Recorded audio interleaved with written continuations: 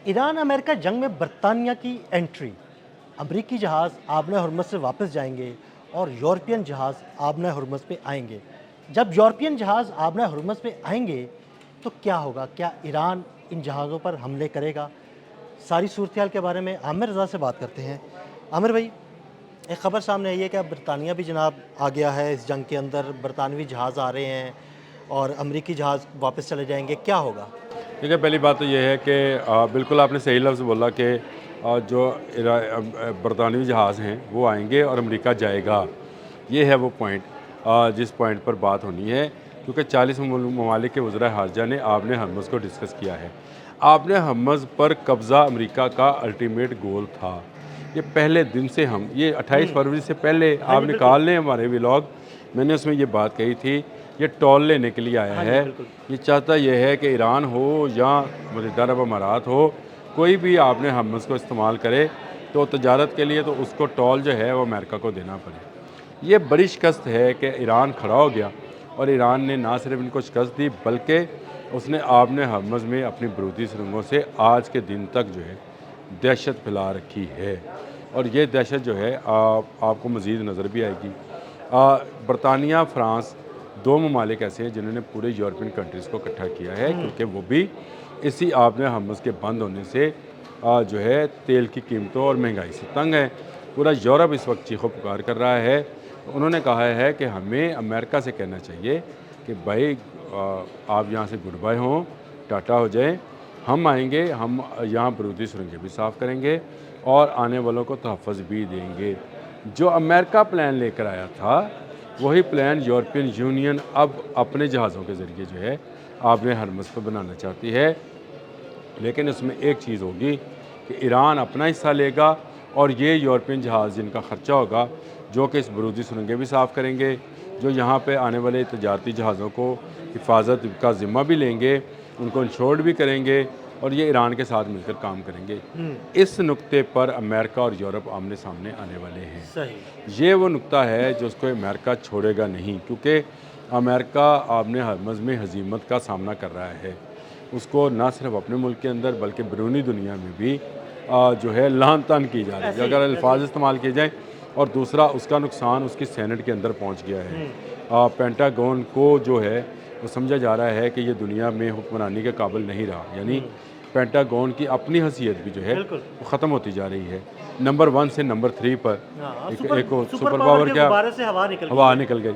अब ये बरतानिया और फ़्रांस जो है ये चाहते ये हैं कि अमेरिका के जाने से जो खला पुर होगा वो चाइना और रशिया पुर ना करें, बल्कि यूरोपियन यूनियन जो है पुर अच्छा। करें। ये असल में गेम प्लान है। सही। ये जो आपको केस स्टार्मर के मतलब वहाँ पर इस्तीफ़ों की चीज़ें नज़र आ रही हैं कि इस्तीफ़ा दो इस्तीफ़ा दो। केस स्टार्मर वो पहला यूरोपियन था जिसने अमेरिका की बात मानने से इनकार किया था और कहा था कि आपने हरमज़ में हम जंगी मकासद के लिए जहाज़ नहीं भेजेंगे, हम इससे बाहर रहेंगे। बल्कि ना सिर्फ ये किया बल्कि नेटो में भी उसने आवाज़ बुलंद की। तो मैं ये समझता हूँ फ्रांस उसके बाद दूसरा मुल्क था, जर्मनी तीसरा मुल्क था। यूरोपियन यूनियन चाहती ये है कि आपने हरमज़ में एक खला पैदा होना है। ये बिल्कुल क्लियर है कि अमेरिका अब यहाँ पे ज़्यादा अरसा नहीं रह सकता है। चीन इस आपने हरमज़ पर नया दावेदार होगा, यानी वो ईरान के साथ मिलकर होगा।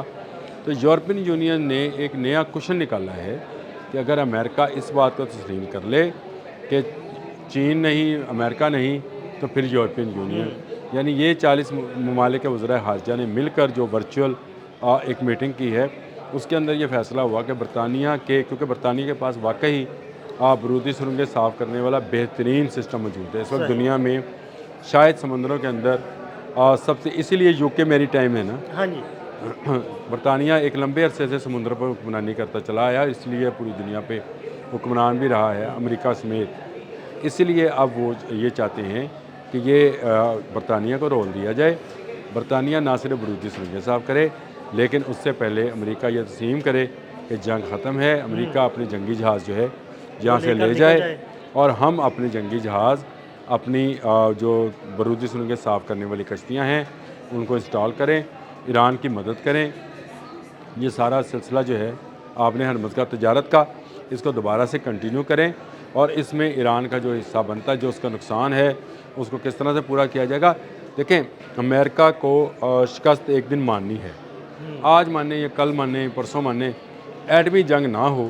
اس کے علاوہ اب اس کے پاس روایتی ہتھیاروں والا کوئی معاملہ رہا نہیں ہے. جو اتنے روایتی ہتھیار اس نے استعمال کر B2 تک تو استعمال کر لیا, تو جتنے استعمال کرنے تھے وہ کر لیے. برطانیہ نے اس سے پہلے بھی, اس کو آپ کو یاد ہوگا کہ ایک آئی لینڈ دینے سے انکار کیا, ہاں جی بالکل, ڈیگو گارشیا, وہاں پہ فوجی اڈا مانگ رہا تھا. تو برطانیہ اس وقت جو ہے وہ چاہ یہ رہا ہے کہ جو خلا بنتا ہے امریکہ کے جانے سے, جو نمبر 1 پاور جو ہے, یہ برطانیہ نمبر 1 تو نہیں بن سکتا, لیکن اگر یہ 40 ممالک مل جائیں تو یورپین یونین ایک نمبر 1 قوت کے طور پر چین اور رشیا کا راستہ روک سکتے ہیں. یہ وہ معاملہ ہے جس کو لے کر اس وقت برطانیہ, فرانس, جرمنی, اور جرمنی سے آپ کو پتہ ہے کہ انہوں نے اپنے فوجی بھی جو ہیں امریکہ نے واپس بلائے ہیں 5000 فوجی, اسی لیے کہ جرمنی نے ان کا کہنا نہیں مانا.